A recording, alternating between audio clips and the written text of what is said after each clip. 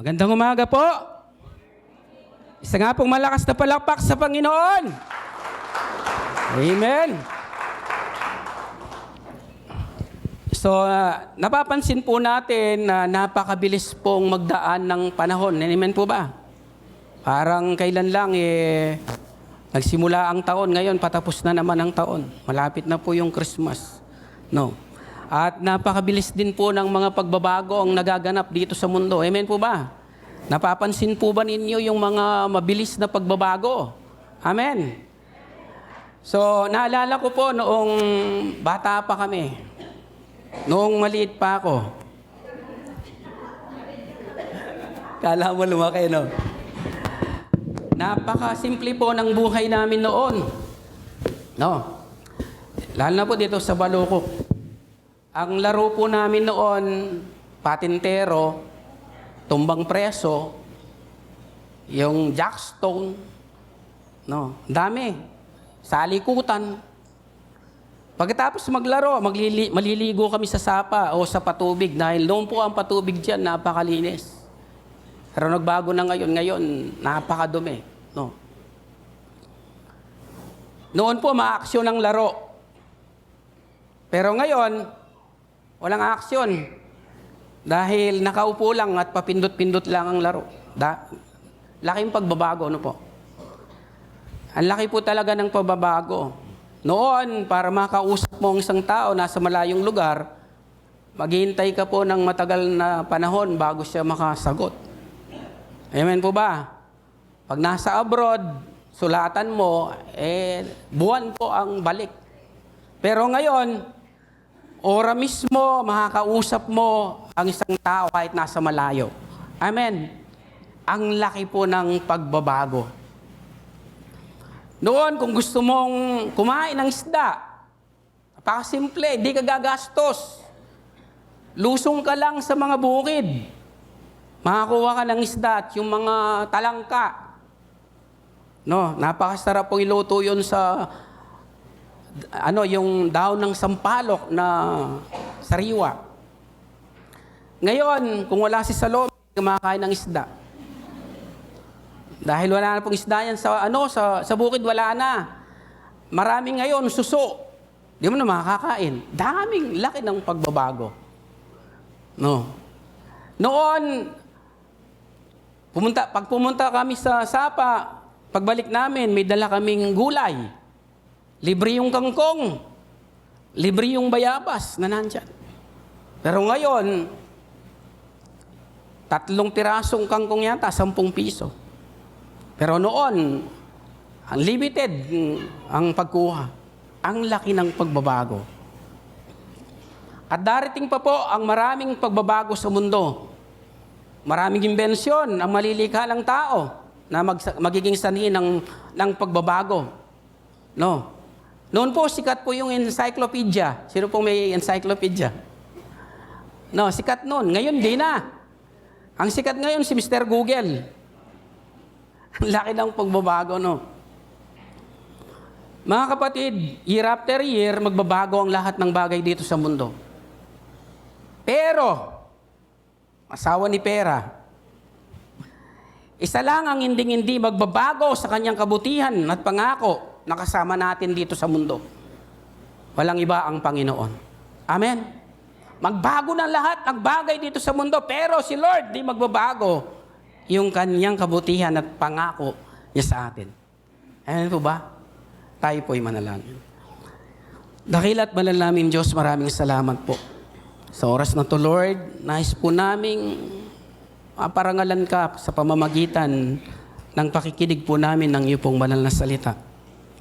At ang dalangin ko po, patuloy mo pong buksan ang aming puso upang maisabuhay po namin ang katotohanan na ikaw hindi po nagbabago sa lahat ng panahon sa aming mga buhay, Panginoon.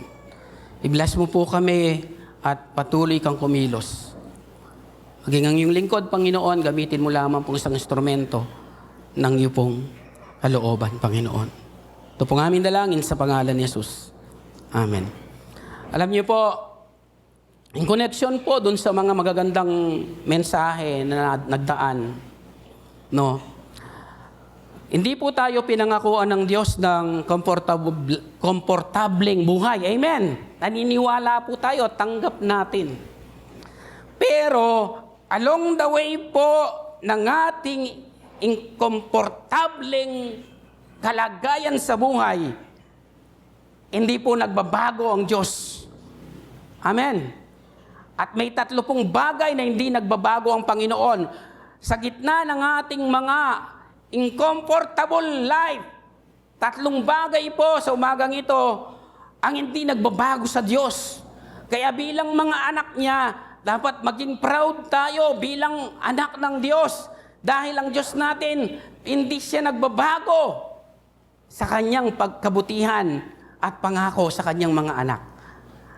Basahin ko po ang ating text doon sa Lamentation chapter 3 verse 18 to 30. Kaya't sinasabi ko, mawala na ang aking lakas at ang aking pag-asa kay Yahweh. Simpait ng apdo ang alalahanin sa aking paghihirap at kabiguan. Lagi ko itong naaalala at ako'y labis na napipighati. Gayon may nanunumbalik ang aking pag-asa pag naaalala ko ito. Ang hindi nagmamaliw na pag-ibig ni Yahweh at ang kanyang walang kupas na kahabagan. Hindi nagbabago tulad ng bukang liwayway, dakila ang kanyang katapatan. Si Yahweh ay akin, sa kanya ako magtitiwala. Si Yahweh ay mabuti sa mga nagtitiwala sa kanya. Pinakamabuting magagawa ng tao ay buong tiyagang maghintay sa pagliligtas ni Yahweh. At mabuti sa isang tao na siya'y matutong magtiyaga mula sa kanyang kabataan.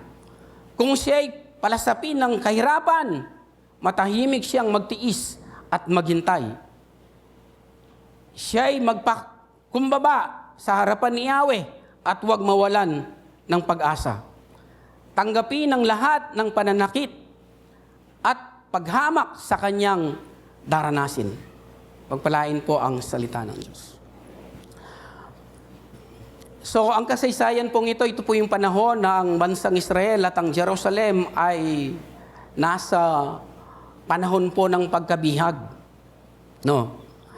At ito po ang natuklasan ni Propeta Jeremiah sa Diyos habang siya ay nananangis sa kalagayan ng Israel at ng Jerusalem na dumaranas ng matinding destruction. At habang hinahanapan niya ng kaukulang dahilan ng kalagayan ng Israel at Jerusalem, sinabi ng Diyos sa kanya ang dahilan. Ito ay ang kanilang pagtanggi sa mga babala ng Diyos. No. Binigyan sila ng babala ng Panginoon, mahabang panahon, pero hindi pinakinggan. Kaya nandun sila sa ganong kalagayan. Na ang babala, wag silang gagawa ng anumang labag sa kagustuhan ng Diyos. At ito po ang hindi nila sinunod. Kaya nandun sila sa ganong kalagayan. Yun yung po inaintindihan ni Jeremiah. Kung bakit sila nandun sa ganong kalagayan na miserable. No? Napatunayan pa rin ni Jeremiah na walang pagbabago ang kabutihan ng Diyos sa gitna ng kanilang paghihirap. No? Bagamat tanggap ni Jeremiah dahil sa kanilang pagtanggi sa babala ng Diyos kung bakit nandun sila sa ganung kalagayan. At ang mahalaga, sabi ni Jeremiah, nakita niya yung walang pagbabagong kabutihan ng Diyos sa kanilang paghihirap. Ang kalagayan nila ay upang sila ay mapanumbalik sa dati nilang magandang kalagayan sa buhay. No, ang layunin po, that's why ang Panginoon inalaw niya yung kanilang kahirapan ngayon ay upang manumbalik sila doon sa dati nilang kalagayan na sumasamba sa Diyos, sa tunay na Diyos. No. Naniniwala pa rin si Jeremiah na ang kanilang nararanasan ay isang pagtutuwid ng Diyos sa kanila. Amen? Alam niyo mga kapatid, para mapanumbalik ang nasirang magandang buhay ang dahilan ng Diyos sa kanilang nararanasan. No. Kaya, yung mga kahirapan na nangyayari po sa ating buhay, may dahilan po yan. Amen? At may dahilan din yan kung bakit nararanasan mo. At ang mahalaga dito, para manumbalik tayo doon sa dati nating kalagayan. Sa mga talatang ating pong nabasa, makikita natin ang hindi nagbabagong kabutihan ng Diyos sa kanyang mga anak sa gitna ng kahirapan. Amen? 3 lamang pong mabilis ito. Sa gitna ng ating paghihirap, katulad nila, sobrang hirap nila. Alam niyo po, ang kanilang kalagayan ay mistula pong isa pong lamay na sa isang pagdadalamhati, napakabigat po ng kanilang kalagayan. Pero nakita po dito ni Jeremiah along the way ng kanilang ganyang kalagayan, yung hindi nagbabagong kabutihan ng Diyos. So ano ang mga hindi nagbabagong kabutihan ng Diyos sa kanyang mga anak? Sa kabila ng pagpaparanas ng Diyos ng kahirapan, alam nyo, ang una, hindi nagbabago sa Diyos ay ang kanyang pag-ibig. Nandun man sila sa ganong kahirapan, nandun man sila sa ganong kalagayan na parang miserable na, parang wala ng pag-asa, pero napatunayan pa rin ni Jeremiah, hindi nagbabago ang pag-ibig ng Diyos sa kanila. Amen. Hindi po nagbabago yung pag-ibig ng Diyos. Kaya sabi po dito, ito po yung pakiramdam niya. Lagi ko itong naaalala at ako'y labis na napipighati. Gayon may nanunumbalik ang aking pag-asa pag naaalala ko ito.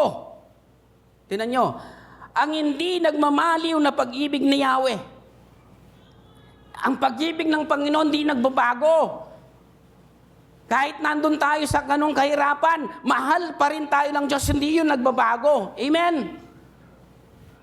Pakiramdam lang natin kapag may problema ka, parang hindi ka mahal ng Diyos, hindi po.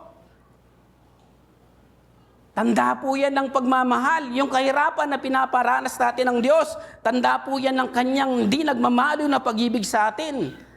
Kaya hindi po natin dapat isama ng loob yung mga bagay na nangyayari sa atin na hindi natin gusto. Amen?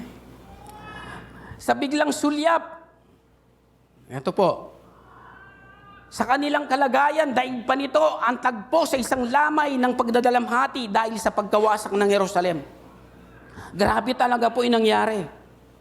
Pero paano po tiningnan ni Jeremiah ang walang maliw na pag-ibig ng Diyos sa ganitong kalagayan?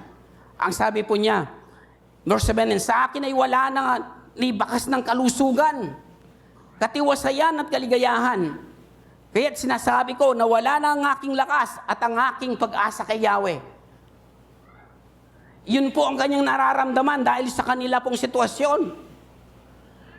Nawala ang kanyang kalusugan at lakas, maging ang pag-asa sa Diyos, nawala na dahil dun sa tindi ng kanilang kahirapan na nararanasan. Simpait ng abdo ang alalahanin sa aking paghihirap at kabiguan. Lagi ko itong naaalala at ako'y labis na napipighati. He was also experiencing helplessness, hopelessness, at nagwa-wonder na rin ang kanyang isipan sa kanyang kalagayan. Grabe kalagayan po nila. Grabe yung problema nila. No. Pero nakita yun ng Diyos, yung kalagayan nila. Alam nyo, pag anak ka ng Diyos, kapag meron kang ganong kalagayan, hindi nalilingid sa isipan at paningin ng Diyos yun. Nakita yun ng Diyos kung ano ang kanyang nararamdaman, kung sa tingin niya na wala na siyang pag-asa. Alam nyo ba, maniwala po tayo. Ang pag-asa ay nasa Panginoon, hindi sa tao. Hindi dun sa nararamdaman niya. Ang pag-asa ay nasa Panginoon. Kaya ang Diyos ay nandoon siya sa gitna ng kanilang kahirapan, kalagayan sa buhay. Ang Diyos ay nandoon siya sa gitna ng ating mahirap na kalagayan sa buhay. Ano man ang iyong sitwasyon ngayon, nandoon ang Diyos, huwag kang mag-alala. Gaano man kalaki problema mo ngayon, tandaan mo, nandoon ang Diyos sa problema mo bilang anak niya. Yun ang napatunayan nila. Kaya nang makita at nararamdaman ni Jeremiah na darating ang tulong ng Diyos Kaya niya sinabi in verse 21 hanggang 23, sabi niya, gayon may, tingnan nyo, kasi yung kanina, yung mga nararamdaman niya, gayon may, nanunumbalik ang aking pag-asa. Pag naaalala ko ito, ang hindi nagmamaliw na pag-ibig ni Yahweh. Hindi naman no, mahirap nga yung kalagayan nila, pero ramdam nila yung love ni Lord. Amen. Sana mga kapatid, sa gitna ng ating kahirapan, sa gitna ng ating mga problema, maramdaman pa rin natin yung pagmamahal ng Diyos. Amen. Sabi niya, hindi nagbabago tulad ng bukang liwayway, dakila ang kanyang katapatan. Kaya ang walang maliw na pag-ibig ng Diyos sa kanyang mga anak ay hindi titigil. Hindi yan titigil. Mula noon, naranasan po nila. Hanggang ngayon, mararanasan natin at sa darating bang mga panahon, ang walang maliw na pag-ibig ng Diyos sa kanyang mga anak. Hindi po yan titigil. Kaya ang isang hindi nagbabago sa Panginoon, yung kanyang pag-ibig sa atin. No? Sabi po ng verse 22, ang hindi nagmamaliw na pag-ibig ni Yahweh at ang kanyang walang kupas na kabagan. Walang kupas yung pag-ibig niya. Nararanasan man nila ang kahirapan pero hindi sila iniiwan ng Diyos. No? Itinutuwid lang sila ng Diyos kung bakit ganyan ang kanilang sitwasyon. Alam niyo po, sa kanila pong kalagayan, paano'y nakita ni Jeremiah yung walang maliw na pag-ibig ng Diyos. Alam niyo, sa pamamagitan ng kanyang pagtutuwid sa kanila.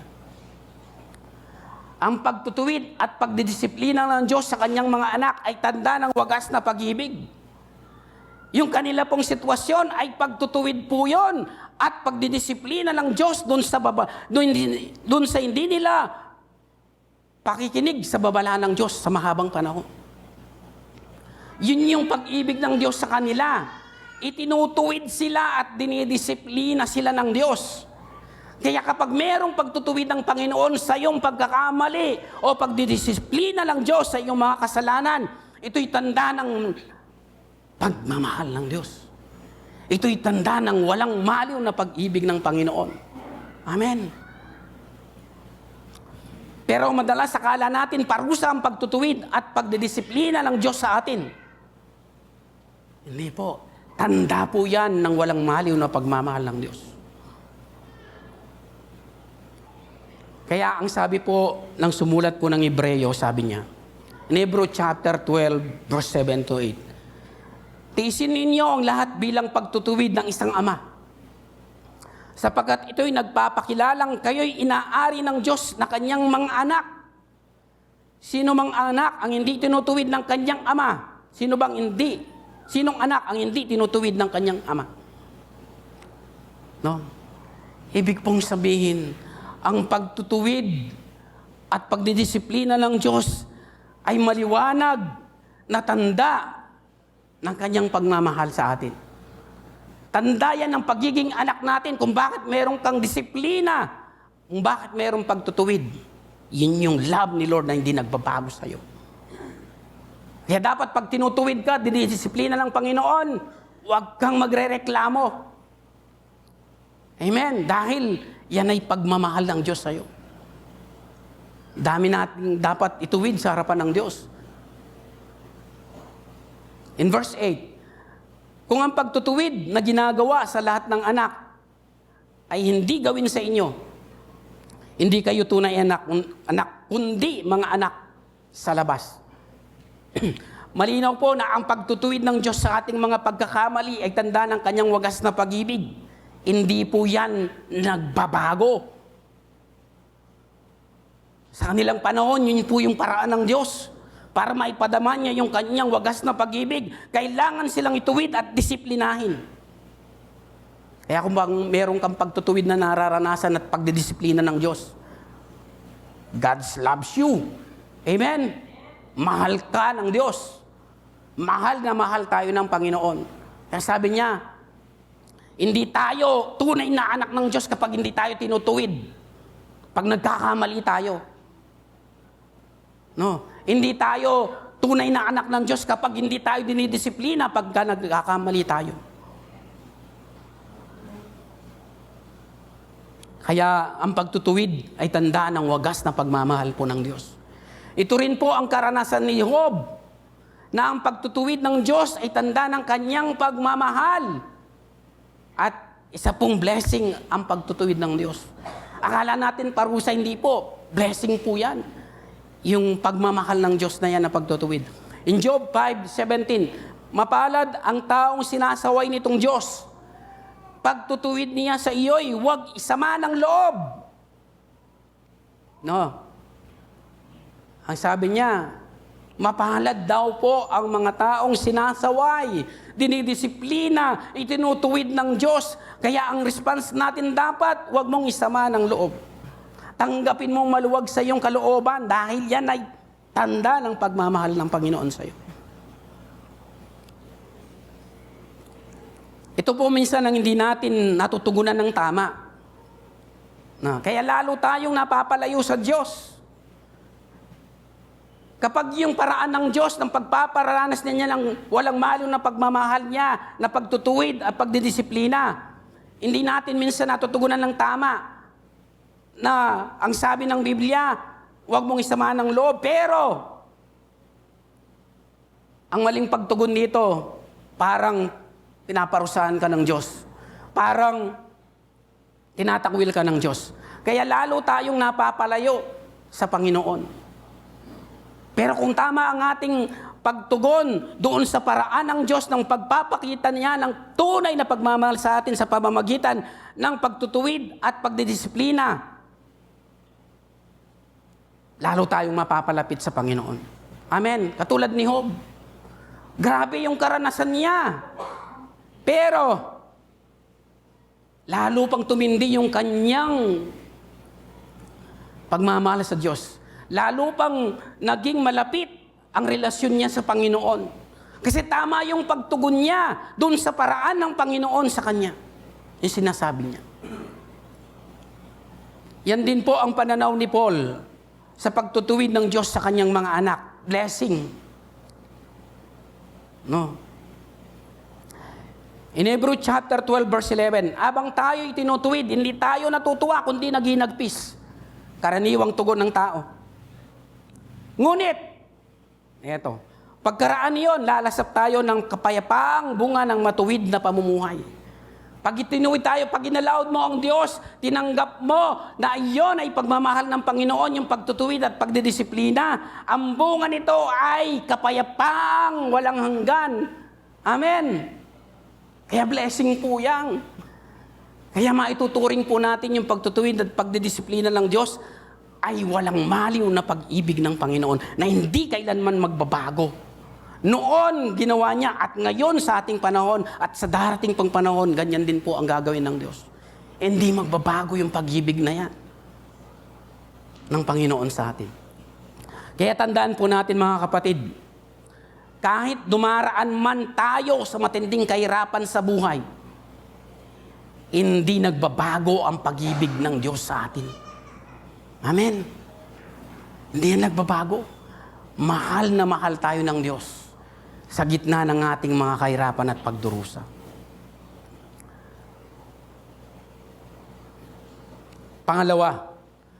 Pangalawang hindi nagbabago sa Panginoon sa gitna ng kahirapan sa buhay. Ang hindi nagbabago sa Diyos ay ang kanyang kahabagan. No. Kung hindi nagbabago ang kanyang pag-ibig, yung kahabagan din ng Panginoon sa atin, hindi yan nagbabago. Ang sabi po ng verse 20, lagi ko itong naaalala at ako'y labis na napipigati. Gayon may nanunumbalik ang aking pag-aasa pag naaalala ko ito. Ang kanyang walang kupas na kahabagan. Ibig sabihin, pag walang kupas, di yan nagbabago. No. Paano nakita ni Jeremiah ang kahabagan ng Diyos samantalang namatay ang mga lalaki at babae, matanda't bata, nagkalat nga ang kanilang katawan sa lupa? No. Alam niyo po, isa po sa nakita ni Jeremiah yung sovereign authority ng Diyos. No? Yung makapangyarihan, otoridad ng Panginoon. Ang Diyos ay laging tama sa kanyang mga ginagawa at pinahintulutan sa ating buhay. Amen. Mahirap man, masakit man, problema man yan, lagi po siyang tama.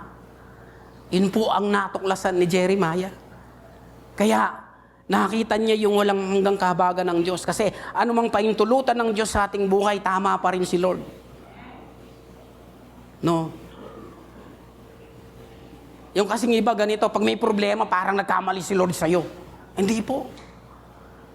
No. Sila po, nakakaranas sila ng matinding problema. Alam nyo, hindi nagkamali si Lord kung bakit merong ganon.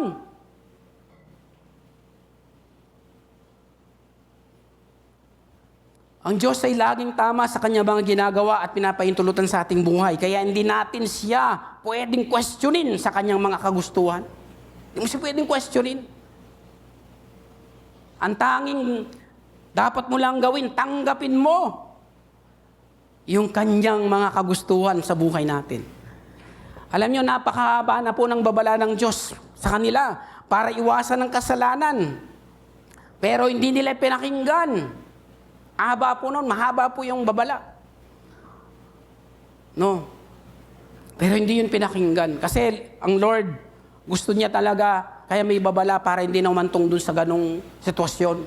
Kaya meron munang babala. Kaya lang habang hindi nakikinig ang tao, may paraan ng Panginoon para maganap yung kanyang kalooban sa tao. Manumbalik ang tao. Ito yung ultimatum, yung sitwasyon na mahirap. No? Kagaya po noon ni Haring Manases, binigyan siya ng babala ng Diyos, pero hindi pinakinggan yung mga propeta na nagsasabi sa kanya. Ang ultimatum ng Diyos, pinabiyag siya sa mga Syrian. At pagkatapos noon, nanumbalik si King Manases. No. Yun po ang tinatawag na kahabagan ng Diyos. Marami pa rin namang remnant na nagpatuloy sa kasaysayan ng lahi ng Israel. Amen? Ayun yung kahabagan ng Diyos. Ito pa po ang isang mahalagang nakita ni Jeremiah kung bakit nasabi niya na hindi nagbabago ang kahabagan ng Diyos sa kanyang mga anak.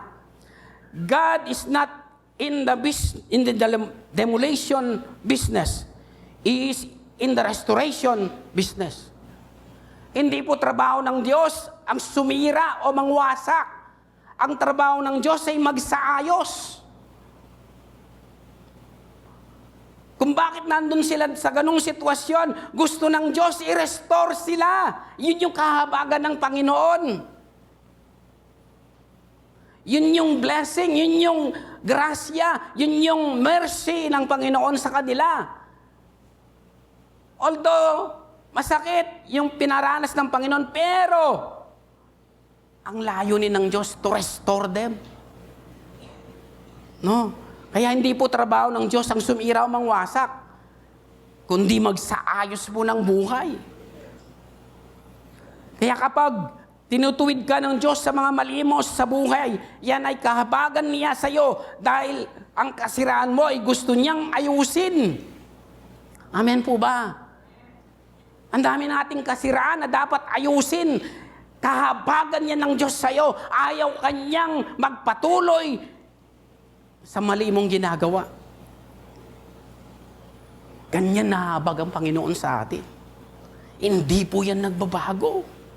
Mula noon, ngayon at magpakailanman. Gusto lang ng Diyos na ayusin ang iyong relasyon sa Kanya kung bakit may kahirapan kang nararanasan. Amen. Sa kanila ganon. Kasi lumayo sila sa Panginoon. Iba yung Diyos na sinasamba na nila nung panahon na yon. Hindi na sila nakikinig sa mga propeta na mensahero ng Diyos. Yung kahirapan nila, gusto lang ayusin ng Diyos yung relasyon nila.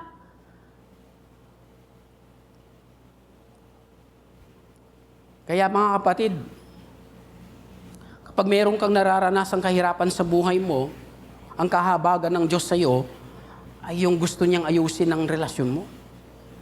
No? Ang sabi po ng Ephesians chapter 2 verse 4, subalit napakasagana ang habag ng Diyos at napakadakila ang pag-ibig na inukol niya sa atin. Amen? Napakasagana po ng pag-ibig ng Panginoon. Yan ang dahilan kung bakit nandito tayo. Ngayon, nagpupuri, nagpapasalamat sa Diyos sa taglay nating buhay na walang hanggan. Dahil po yan sa masaganang habag at pag-ibig ng Diyos sa atin. Hindi nga tayo kaibig-ibig, pero kinahabagan tayo ng Diyos. Amen. Kinahabagan tayo ng Panginoon. Dahil yun po ang isang karakter ng Panginoon, mahabaging Diyos. Hindi po yan kailanman magbabago. Ang nararanasan mong kahirapan ay isang pagtutuwid ng Diyos para sa iyong ikabubuti. Yan po ang tinatawag na kahabagan ng Diyos sa iyo. Amen. Tandaan mo, sa gitna ng ating kahirapan, although God did not promise in comfortable life, sa gitna ng ating comfortable life, huwag mong kaliligtaan na hindi nagbabago ang pag-ibig ng Diyos sa iyo.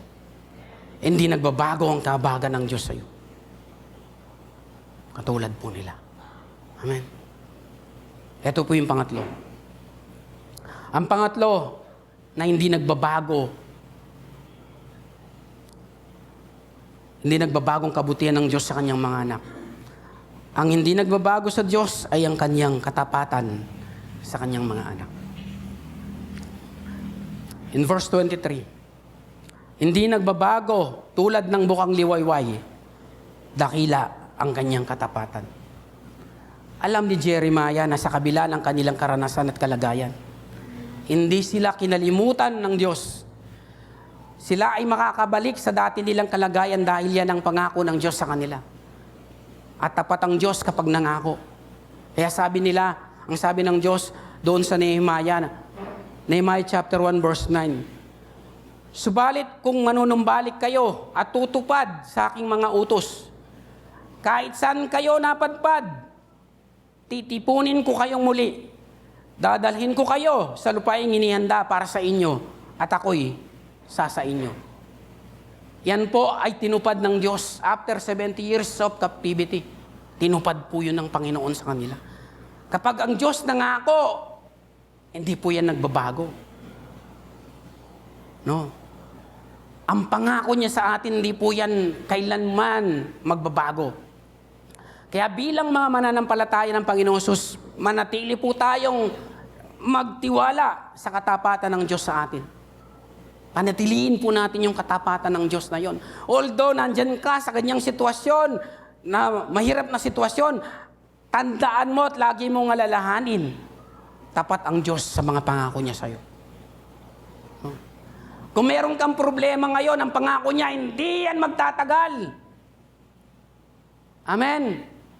Kung anumang pagbibintang na kasinungalingan, hindi yan magtatagal. Yun po ang paniwalaan natin. Tapat ang Diyos sa kanyang mga pangako. Hindi po siya nasisira sa kanyang mga pangako. Maniwala po tayo sa kanyang mga pangako, kagaya ng mga Hudyo sa panahon ni Jeremiah. Dumaan man sila sa mahirap, hindi sila iniwan ng Diyos. Yan din po ang kanyang mga pangako sa atin. Ang sabi po ng 1 Corinthians 1:9, tapat ang Diyos na tumawag sa inyo upang kayo'y makipag-isa sa kanyang anak na si Jesucristo, ating Panginoon. Tapat si Lord. No. Tandaan mo, ang bigat man ng problema mo ngayon, nararanasan mo ngayon, tapat ang pangako ng Diyos sa iyo. No. Titigil din ang problema. Amen po ba? Pangako ba yon ng Panginoon? Na tayo ay makakaranas ng pagtigil ng mga problema. Amen? Dahil tapat po ang Panginoon. Tandaan mo, ang problema mayroon pong purpose sa buhay natin. Amen? Okay. Nangako siya na hindi tayo pababayaan. Ano man ang ating kalagayan sa buhay, mga kapatid, paniwalaan mo na ang Diyos ay hindi nagbabago sa kanyang pag-ibig. Hindi sa gitna ng ating mga kahirapan, ang Diyos ay hindi nagbabago sa kanyang habag sa atin sa gitna ng ating kahirapan. At ang Diyos ay hindi nagbabago sa kanyang katapatan sa gitna ng ating kahirapan. Ang dalangin ko po mga kapatid, na sa panahon ng kahirapan, nararamdaman natin ang wagas na pag-ibig, ang wagas na kahabagan, ang walang kupas na katapatan ng Diyos ang ating maranasan at maramdaman. Amen po ba? Dahil tatlo nga yan, hindi po yan nagbabago sa Panginoon. Mahal na mahal tayo ng Diyos. Mahirap man ang kalagayan mo ngayon, tandaan mo, mahal na mahal tayo ng Diyos. Kinakabagan tayo ng Diyos. Faithful ang Diyos sa buhay natin. Tayo pong lahat ay tumayo.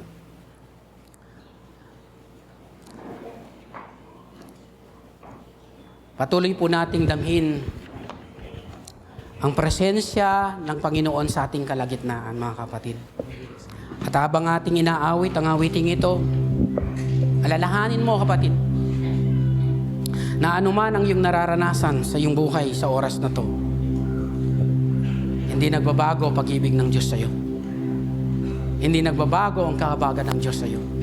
At hindi nagbabago ang katapatan ng Panginoon sa iyo. Come on, church.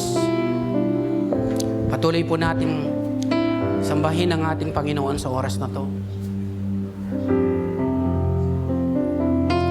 Gawin natin itong mataimtim na panalangin sa oras na to, ang mga awiting. Hallelujah, Lord Jesus. Sadyang kay buti ng ating Panginoon, magtatapat sa habang panahon. Yes, Lord. Maging sa kabila ng aking pagkukulang, biyaya niya'y patuloy na laan. Katulad ng pagsinag ng gintong araw, patuloy siyang nagbibigay tanaw. Kaya't sa puso ko't damdamin, katapatan niya'y aking pupurihin.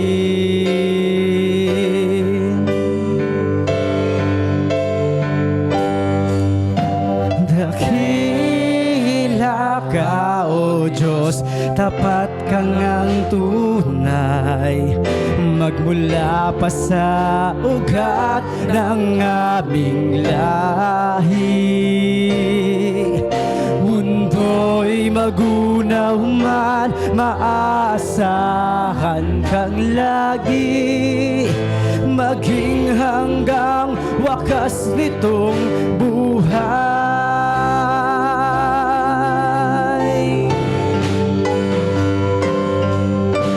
Dakila ka, O Diyos, tapat ka ngang tunay, magmula pa sa ugat ng aming lahi. Mundo'y magunaw man, maaasahan kang lagi, maging hanggang wakas nitong buhay. Dakila ka, O Diyos, sa habang panahon, katapatan mo'y matibay na sandigan. Sa bawat bighati, tagumpay man ay naroon. Daluyan ng pag-asa kung kailagay hinahon. Pag-ibig mo'y alay sa amin noon hanggang ngayon. Dakila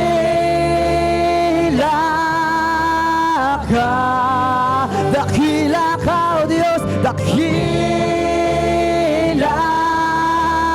ka. Dakila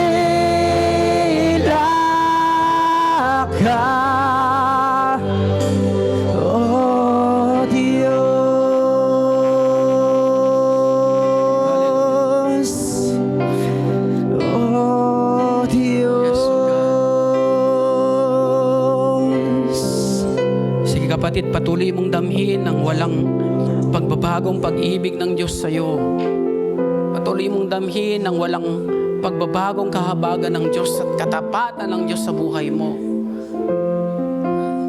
Kung marami kang nararanasang hindi maganda sa buhay mo, lagi mong iisipin, sa gitna ng mga ito, mahal na mahal ka ng Panginoon. Kinakabagan ka ng Panginoon. Tapat ang Diyos sa mga pangako niya sa iyo. Kaya mga kapatid, patuloy po tayo magtiwala sa Panginoon. Huwag tayong magsawang magtiwala, manalig sa ating Diyos na buhay. Yamang ito po ang nararapat nating tugon sa ating Diyos na buhay na hindi kailanman nagbabago sa Kanyang mga pangako sa atin. Mga kapatid, patuloy mong damhin ang walang mahaliw na pagmamahal ng Diyos sa iyo. Ano man ang nararanasan mo, tanda lang yan ng pag-ibig niya sa iyo. Kaya huwag mong kasama ng loob kung meron ka mang sitwasyon na hindi mo gusto ngayon. At naniniwala po tayong lahat na ang pangako ng Diyos natitigil lang lahat ng ito sa ating buhay. Sabi nga po doon sa 1 Corinthians, lalasap tayo, pagkatapos ng lalasap tayo ng kapayapaang bunga ng matuwid na pamumuhay. Hallelujah, Lord. Salamat po, Panginoon, sa oras na to. Salamat po sa mensahe mo po sa amin na nagpapalakas po ng aming pananampalataya, Panginoon. Nagpapalakas po ng aming pagtitiwala sa iyo, Panginoon. O Diyos, patuloy ka naming paglilingkuran kahit merong kaming kapagsubukan sa buhay dahil naniniwala po kami. Tanda lang po yan ng pagmamahal, kahabagan at katapatan mo po sa amin. Maraming salamat po. O Diyos, pinupuri ka po namin. Pinupuri ka namin, Panginoon. Nawa, O Diyos, anumang problema meron kami, ay magbigay pa rin po ng kaluguran sa iyo, mga ito, Panginoon.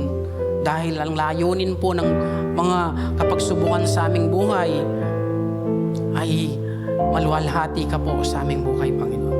Maraming salamat po. Muli, O Diyos, ang kalwalatian, karangalan ay tanging sa iyo lamang. Tanggapin mo po ang pinakamataas na aming papuri, pagsambat, pagdakila. Ito po aming dalangin sa ngalan po namin, Panginoon Jesus. Amen.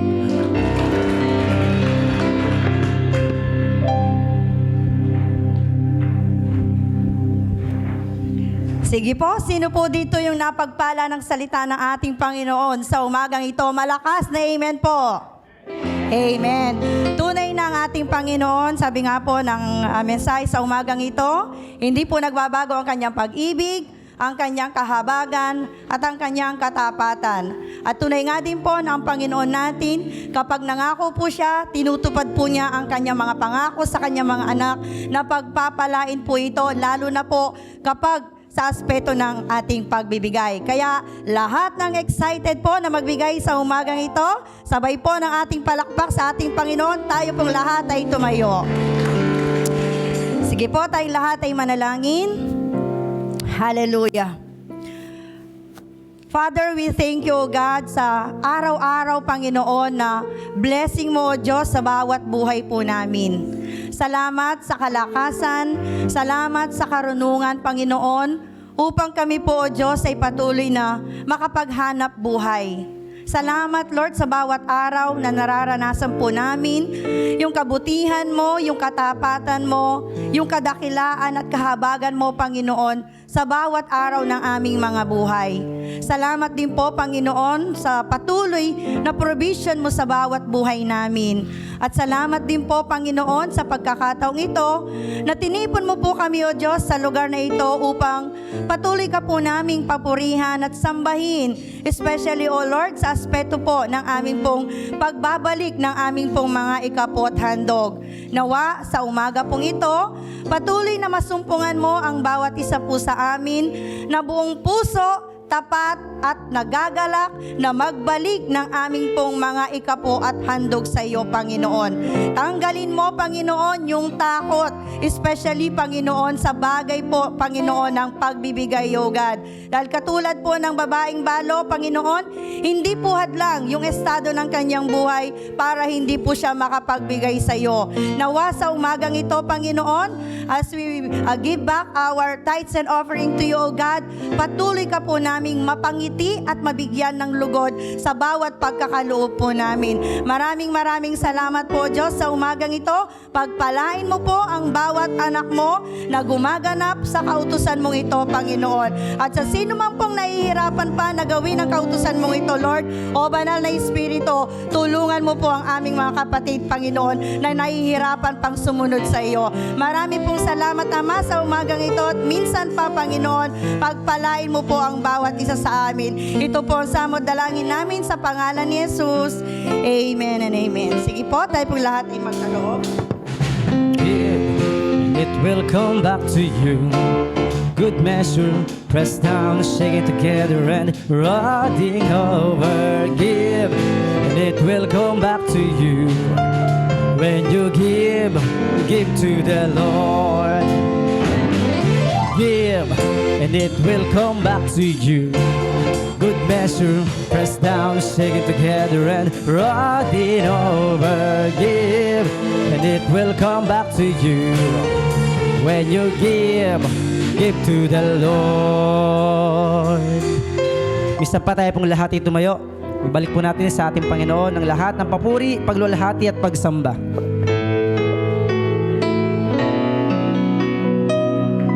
Sa iyo ibinabalik ang lahat ng papuri, pagdakila at ang pagluwalhati, pagkat ikaw ay karapat-dapat na sambahin, O Jesus, ang ngalan mo itataas. Sa iyo ibinabalik ang lahat ng papuri, pagdakila at ang pagluwalhati, pagkat ikaw ay karapat-dapat na sambahin, O Jesus, ang ngalan mo itataas. Itaas po natin ating mga kamay sa Diyos na mayaman ng biyaya para sa atin at sa kanyang bugtong na anak na si Kristo Jesus ng pag-ibig ay patuloy na nag-uumapaw para sa atin at gayon din ang pagkikipisan ng Espiritong Banal. Kaya manatili tayo sa pananampalatayang hindi sila magbabago sa kanilang pag-ibig, sa kanilang kahabagan at sa kanilang katapatan. Kapayapaan, kagalakan, pag-ibig ay manatili sa atin. Sa pangalan ng Ama, ng Anak at ng Espiritu Santo. Amen.